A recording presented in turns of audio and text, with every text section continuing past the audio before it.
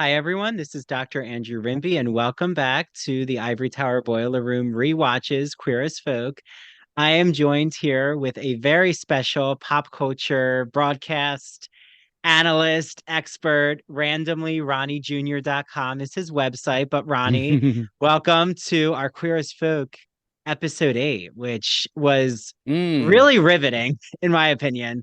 Um, so when did you, this is the question I ask everyone who joins me on this series. When did you first know about Queer as Folk?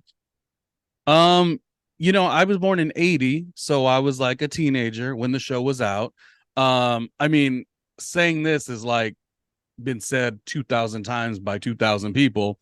You would watch the show in your teen years, late teen years, you're in high school, you would have a complete ownership of who you were, in terms of like, because this is the 90s, um and you would be who you were, but there was just this one portion of you that never got really able to really look within. So you would go to this show that you heard of, and you're like, it's on Showtime, you're like, what is this show? And then the challenging thing is it was so in your face, which looking at it now as a being over 40 years old, it's like that was actually a good thing, that break of comfort was actually really good.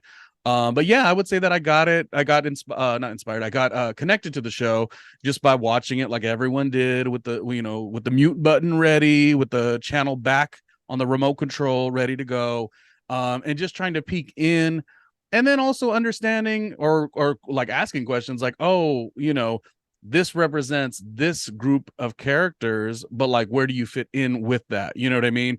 And try not to be so judgmental, but yeah, it came at a time where, like I said, born in 1980. So I'm literally turning 16 years old, getting a driver's license, kissing a girl for the first time, going to prom, so that is when this show is a show that I would take peeks at.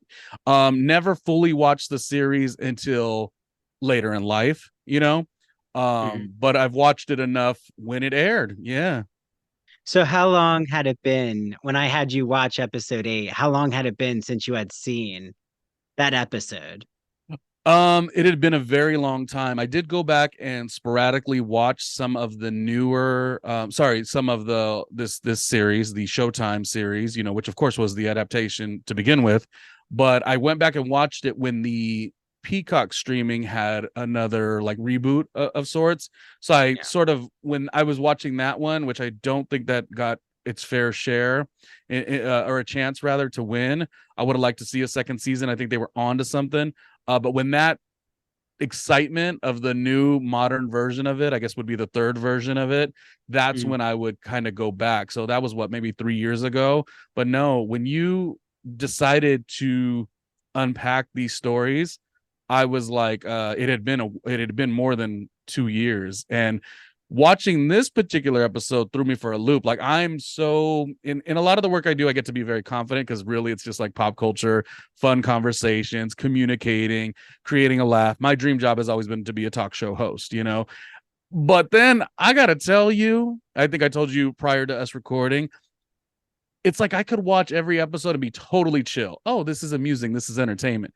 But I was shaken a little bit knowing that we were going to come back, we would watch the show and then talk about it, because those emotions cut really, really deep. I don't know, it was worth the while, and I'm glad that you decided to take this on, because I actually was, I've not said this in the vein of broadcast in such a long time, I was actually nervous AF to record with you. Yeah. Well, I'm glad you're here. And you have no reason to be nervous in the seat across from me in the virtual Mm. space. But just for everyone out there, um, episode 8 is called Babylon Boomerang. Uh, and it was directed by Steve DeMarco, written by Richard Kramer. And that's something else, Ronnie. Like, as I'm reading through all these episodes, there's a lot of writers. Like, Mm. at least a team of, so far there's been probably 4 different men. So that's unusual. Well, not always unusual, but I think it is interesting to Hmm. see how they're all collaborating. And there's always a different director. So it came out February 4th, 2001. Um, and it says here Justin's father Oh, attacks. Yeah. so the show came out into. See, I'm equating everything to like being late '90s, but I guess it's a little further away. Oh, how interesting. Okay. Yeah, no, it's 2001. So Justin's father, I mean, late 90s is Sex in the City. Um, Mm. when that premieres, but Sex in the City is still ongoing here. So Justin's father attacks Brian outside Babylon. Michael gets a promotion at work. Justin moves in with Brian. That's our description. So right away, I have to ask you, the opening sequence is really riveting, in my opinion, since not Michael's promotion storyline right away, Oh but gosh. Yeah. um, which we can get into. It's one of my now I haven't really had a yawn storyline, but that's starting to become one that I just want to pass over. But Wait, Michael and how his boss. Tracy, Oh, you the girl. yes, yes. You're so what can I just ask one question? Why is the story a yawn? Yeah. Well, a yawn in the sense of how dragged out. Um, not that the pressure he feels to be straight in the workplace, because that's Hmm. really relatable at that Hmm. time. I'm saying more of a yawn in the sense of with everything else that's so action packed, it just feels Mm. like they're trying to find a space for Michael to be um they're trying to find his arc.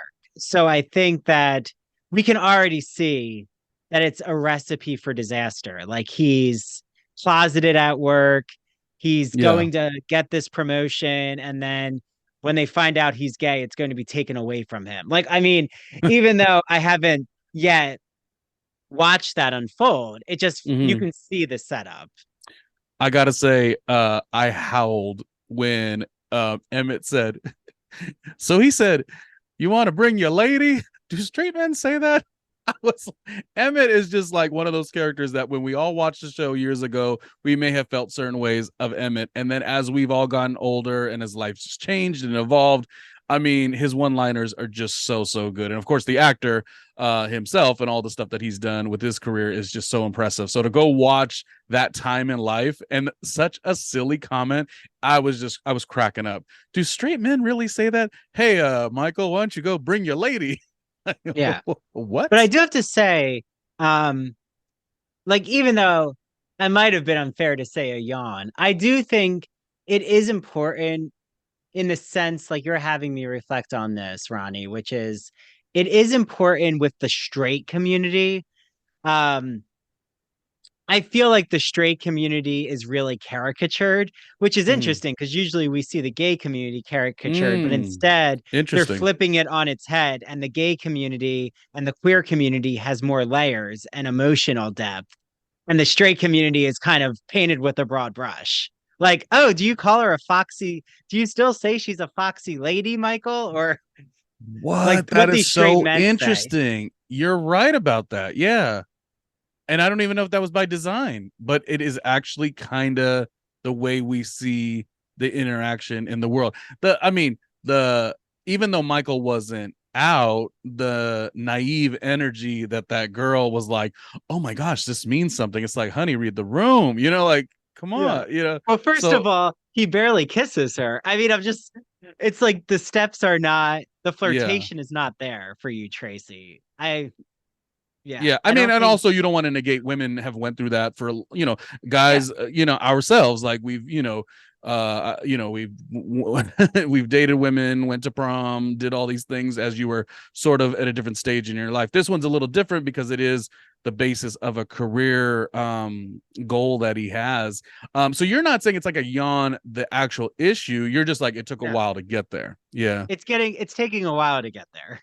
yeah. Um, but it could also just be, I do think if it was intentional to show the straight community in such comical ways Mm-hmm. of almost as if they're doing Monty Python uh slapstick comedy. Like it does feel Yeah. very slapstick. Anytime we're at that Q mart, it's always um hyper exaggerated. Like just Yeah. the straight people in the show seem so naive. Yeah. Like as if they've never had sex even. Like, wait, what are you talking about? Right, Um, right. but I will get to the other straight Mm, characters, which are Justin's mom and father, which I actually think is one of the most um intriguing, I thought, in this episode, what's yeah. happening between them. But yeah, okay. So Justin's father, he um finds Brian outside of Babylon. And how did you feel like right away in this episode we get Justin's father attacking Brian?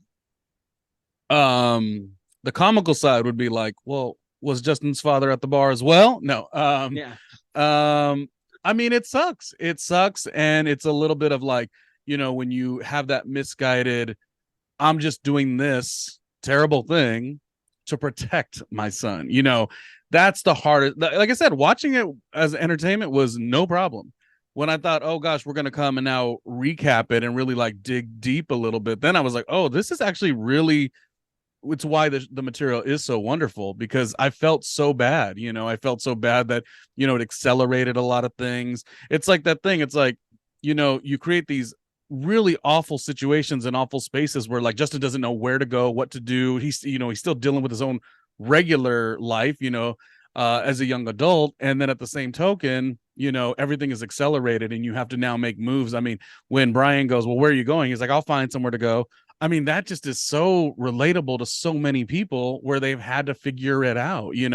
So on one hand, you could judge all you want in terms of if you're Justin's father, this life is going to create this, it's going to create that, it's going to create this. Well, a lot of it on the hands of you. you Mm-hmm. know, it's like, oh, you don't want to live this lifestyle. It's like, well, half of the dealings and the real challenge are coming from you. So yeah, I mean, that's why we had that great counterbalance with the mother. That was wonderful. Yeah, well, and I think that do you really feel that in his gut, Justin's father really does think he's protecting Justin, or is he just lashing out with homophobia and using that as an excuse? Like, you're my son, I'm protecting you. Because we do get a later scene with Justin's father and him confronting Brian, not physically attacking him, but then Yeah, like him not even wanting Brian to be in his presence, and he doesn't right. even want to accept Justin as being gay. Like it's not even about Brian, right? Because you thought, oh, it's just because Brian might be seen as a predator with his age, and then you realize, oh no, the father just doesn't want any aspect of Justin to be gay under his roof. Well, yeah, he was like, these are the rules that we have here. And, Brian's conversation was quite valuable. It's like, okay, so he's going to be here and not be himself whatsoever. I mean, that was really tough to watch. But yeah, no, to your question, absolutely. Absolutely. I mean, this could make you cringe to this day when you have a thing where you can almost like you could sleep at night. Justin's father, he could sleep at night because he's like, well, I'm doing it on the basis of protecting my son. No, you're not. But you know what I'm saying? No, you're not. I hope you enjoyed this portion from the Ivory Tower Boiler Room podcast. To listen to the rest of the episode and watch it, head to our Patreon. That's patreon.com/ Ivory Tower Boiler Room. And just for you all, I'm giving a promo deal for our Patreon. So for 1 week, you get a free trial. Join the ITBR professor level, which is $10 a month. But again, you get a 1 week free trial and you can watch the rest of this episode and also see our full catalog of unedited and ad-free video episodes, exclusive audio episodes, including Married to Pippi's True Crime and Academia series, our Queer as Folk and Smash TV show rewatch podcast episodes. You're going to unlock everything. And also, you'll see that every month we host a book club. So you can also join our book club. Okay, see you all on the Patreon.